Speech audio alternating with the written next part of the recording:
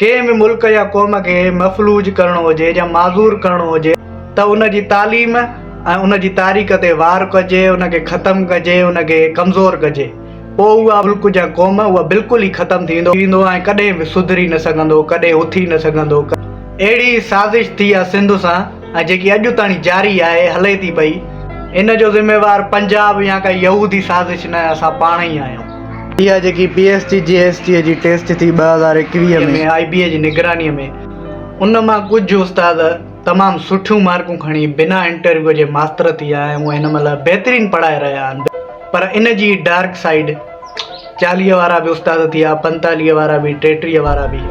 हाणे तव्हां पंहिंजे पाण खां सवाल कयो, जे माण्हूअ 100 मां 40 या 40 खां घटि मार्कूं खयूं हुजनि, उन वटि तव्हां पंहिंजी औलाद पढ़ण लाइ मोकिलींदो? जे 100 मां 33 मार्कूं खयूं, तव्हांजी औलाद खे छा पढ़ाईंदो?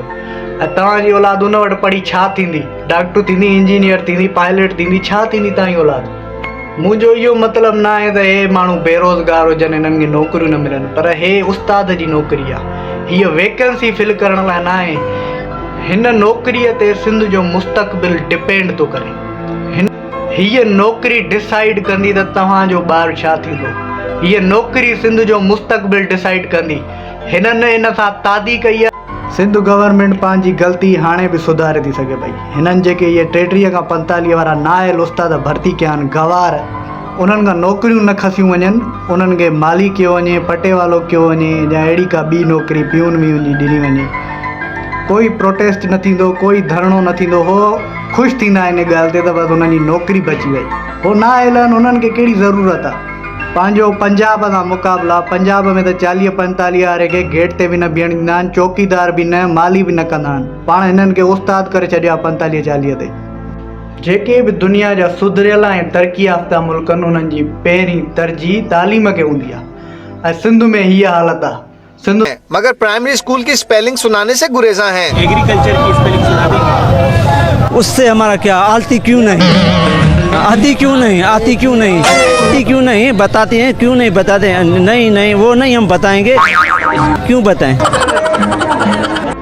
इन्हनि मां घणनि तरक़ी याफ़्ता मुल्कनि में जॉब टेस्ट जो कॉन्सेप्ट ई न हूंदा। उते इंटरव्यू ते जॉब मिलंदी आहे, टीचर जी भर्ती थी वई या ॿिए कंहिं पोस्ट थी वई। पर जिन तरक़ी याफ़्ती मुल्कनि में जॉब टेस्ट जो कॉन्सेप्ट आहे, उते जो टीचर जी जॉब लाइ कैंडिडेट खे 90+ मार्कूं स्कोर करणी पवंदियूं। सिंध में त तालीम दुश्मन पॉलिसी थी हले पई। सिविल सोसाइटीअ जा माण्हू, अदीब, लेखक इन ॻाल्हि जे बारे में आवाज़ न उथारे सिंध खे अञा बर्बाद था कनि। वरी इन सेम पॉलिसीअ जा फेज़ बि ठाहिया विया आहिनि। हाणे 6-7 फेज़ हले थो पियो एज़ पर 2025। इहे फेज़ न, पर सिंध जी तालीम ते आपघाती हमला। सिंध जी तालीम जी तबाहीअ जा मंज़र तव्हां ईंदड़ वक़्त में ज़रूरु ॾिसंदो। वरी हिकिड़ो ॿियो क्राइटेरिया क्रिएट कयो अथनि, डेज़र्ट एरिया। उन में मतिलबु 20 मार्कुनि वारा बि खणी था सघनि, 30 वारा बि खणी था सघनि। रूरल पॉपुलेशन जी एजुकेशन खे त हिननि सफ़ाई बर्बादु करे छॾियो आहे। हारीअ जो पुटु हाणे कॾहिं बि ख़्वाबु न ॾिसे त उहो वॾो थी को ऑफिसर थींदो, उहो हारी ई थींदो। वरी बि हिन में हिकिड़ो ॿियो बि फ्रॉड थी रहियो आहे। सियासी सपोर्ट रखंदड़ जेके बि कैंडिडेट आहिनि, उन्हनि कूड़ा सर्टिफिकेट डिसेबिलिटी जा ठाराए ऐं नौकरियूं वरितियूं आहिनि। इन ते बि अञा ताईं का जांच न थी आहे। 4 साल थी विया आहिनि, का जांच न थी आहे। जांच त थियणु खपे न। हिननि माज़ूरनि खे बि न छॾियो आहे, माज़ूरनि जा बि हक़ खा।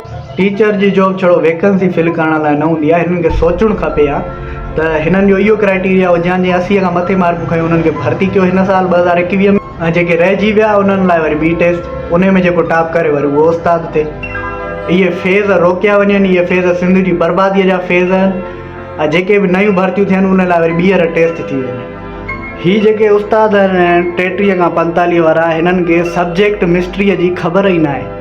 हे पंहिंजो मैसेज स्टूडेंट ताणी कन्वे ई नथा कराए सघनि। पहिरीं ॻाल्हि त हिननि खे पाण खे ई इलाही उस्तादनि खे कुझु अहिड़ो न ईंदो हूंदो, पाण ई हे रिज़ोल्व न करे सघंदा हूंदा क्रिटिकल इशूज़ हिन सब्जेक्ट्स जा। मिसाल जी ॻाल्हि आहे, हिकिड़ो उस्ताद 33 खां 45 वारो पंहिंजे शागिर्दनि खे मैथ जो हिकिड़ो सुवालु सॉल्व करणु थो सेखारे। हाणे पहिरीं ॻाल्हि आहे, हू पंहिंजो मैसेज कन्वे ई न कराए सघंदो। इन जे करे शागिर्द जे दिमाग़ में उहो सुवालु रिज़ोल्व ई न थींदो, कॾहिं सम्झी ई न सघंदो। ऐं इन जे करे हुनजो बुनियादु सदाईं कचो रहंदो। हो कॾहिं बि मैथ जो को सुवाल सही तरीक़े सां हल न करे सघंदो, छो त हुनजो बुनियादी कचो आहे, हो न सम्झी सघियो शुरूअ खां ई। इहो ई सेम लॉजिक तव्हां ॿियनि सब्जेक्टनि ते बि अप्लाई करे था सघो। जॾहिं उस्तादनि हिननि खे सब्जेक्ट मिस्ट्री ई न आहे ख़बर, हिननि खे ख़बर ई न आहे त साइकोलॉजिकल तरीक़े सां कंहिं शागिर्द खे कीअं सम्झाइजे या हुनखे कीअं पंहिंजो मैसेज कन्वे कराइजे। इन जे करे सिंध में 100 मां 80 छोकिरा ड्रॉप आउट करे था वञनि 10 खां पोइ, मतिलबु 10 खां पोइ वधीक हो एजुकेशन अप्रोच ई नथा कनि। उहे 80% शागिर्द ड्रॉप आउट इन जे करे था करे वञनि छो त उहो पंहिंजे पाण खे क़ाबिल नथा सम्झनि, उहे नर्वस आहिनि, उहे हिननि नाइल उस्तादनि हिननि खे पढ़ायो आहे ऐं इन जे करे हो पंहिंजे पाण खे क़ाबिल ई नथा सम्झनि पिया। रेस में अॻे भॼण लाइ पंहिंजे पाण खे क़ाबिल नथा सम्झनि।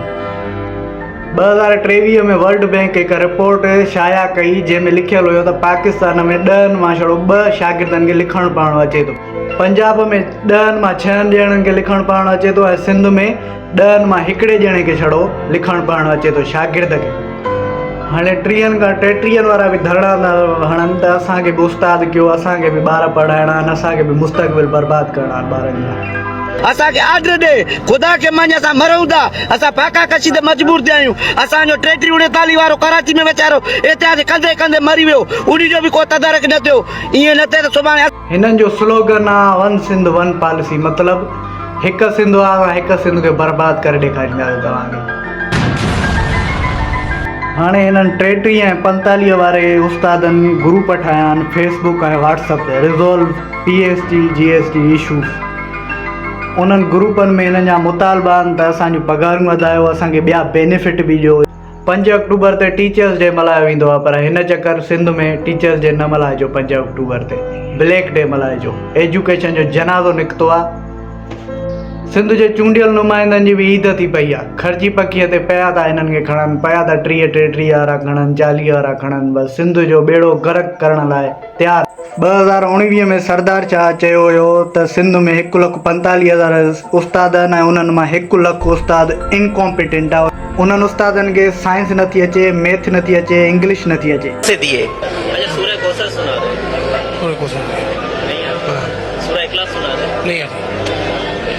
मैं साइंस का। अच्छा साइंस में वाटर का फार्मूला बताते हैं, पानी का फार्मूला। बस वो किताब को देख के पढ़ाते हैं, बस वो अभी जेल में नहीं है। पानी का बुनियादी जुज़्व है ना, इसका पानी जरूरी है ना। इसका फार्मूला बता दें। और पानी का फार्मूला क्या होगा बता दें।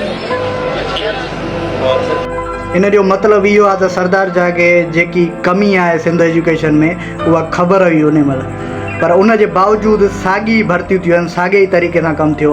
पर इन में हुनजी ग़लती न हुई सरदार शाह जी, छो त पब्लिक प्रेशर इलाही हुयो ऐं जेके सियासतदान आहिनि उन्हनि कमिटमेंट कयूं माण्हुनि सां, उहे उन्हनि खे पूरियूं करणियूं हुयूं।